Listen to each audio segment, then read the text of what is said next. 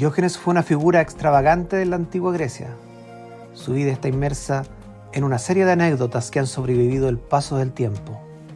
Muchas de ellas dan cuenta de su reverencia, de su extravagancia, de su vida austera y, por supuesto, de su cuestionamiento al orden establecido. Vivió en Atenas y en Corinto. Aunque visitó gran parte de Grecia antigua, no tenía un lugar establecido. Era, en definitiva, un errante de su época. Diógenes nació en Sinope, el año 412 a.C., una ciudad en la actual costa de Turquía, del Mar Negro, y tuvo en su juventud una existencia cómoda, feliz, sin mayores necesidades, al ser hijo de un banquero. Sin embargo, fue desterrado de Sinope por la acusación de falsificación de moneda. Si bien él no negaría dichos acontecimientos, señalaría después que lo hizo solo para cumplir el mandato del oráculo de Delfos, que le ordenaba invalidar la moneda en curso.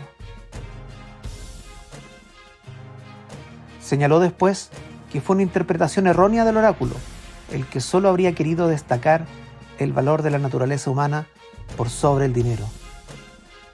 Esta idea se convertiría en la piedra angular de su actividad filosófica. Durante su paso por Atenas, Diógenes trató de seguir las enseñanzas del filósofo Antístenes, un discípulo de Sócrates, que había fundado la escuela de los cínicos. Así se llamaba por su insistencia en denunciar los vicios de la ciudad. Los cínicos se caracterizaban por su total renuncia a los bienes materiales y los placeres sensuales, y Diógenes llevó esta actitud a su extremo, como relatan las múltiples anécdotas que recogió Diógenes Laercio en sus vidas de filósofos ilustres. Diógenes abogaba por la autosuficiencia y la independencia de los lujos sociales, considerando que la virtud era el mayor bien. Despreciaba los honores y las riquezas y buscaba liberarse de los deseos y reducir al mínimo las necesidades. Se cuenta que habitaba en una simple tinaja en lugar de una casa y que llevaba consigo únicamente un manto, un zurrón, un báculo y un cuenco, hasta que decidió desprenderse de este último al ver que un niño bebía el agua con las manos. No era ya necesario ese recipiente.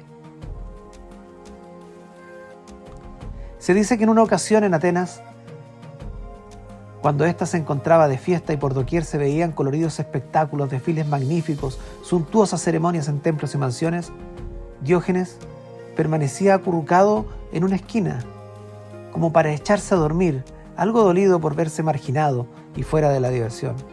Pero entonces apareció un pequeño ratón y vio cómo se comía unas migas que se habían caído del pan que él había recientemente comido.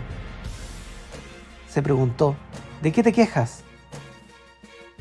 Mira que este ratón se contenta simplemente con los restos de tu propia comida, mientras tú, al contrario, te lamentas por no poder emborracharte con esos de allá abajo. Volvió entonces su mirada sobre la ciudad, y como jamás le daban limosna, Diógenes denunciaba que la gente ejercía la caridad con los pobres y los tullidos, pero no con los filósofos, porque creían que se podía ser cojo o ciego, pero nunca dedicarse a pensar, sobre todo con una filosofía tan incómoda para la sociedad.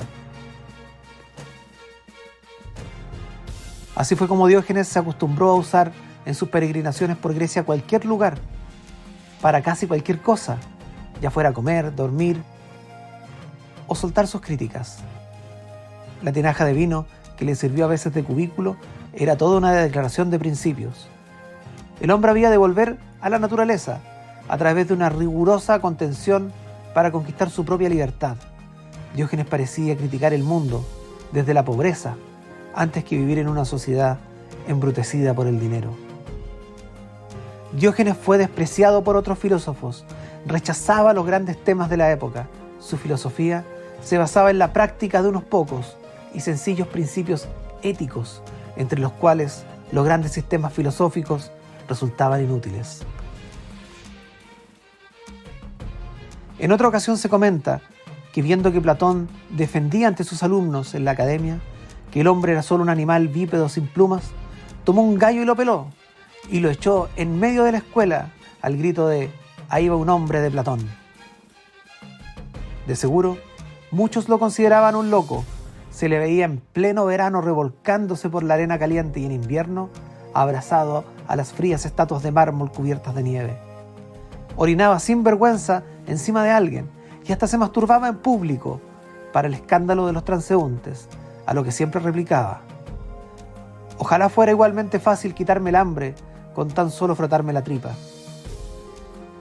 Pero en todas estas provocaciones había un serio trasfondo ético: limitar los deseos a las verdaderas necesidades que la naturaleza ordena, pues es condición de los dioses el no desear nada.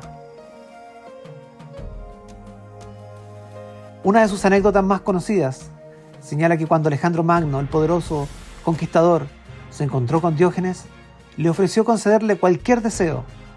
La respuesta del filósofo fue simplemente pedirle que se apartara del sol, ya que lo estaba tapando.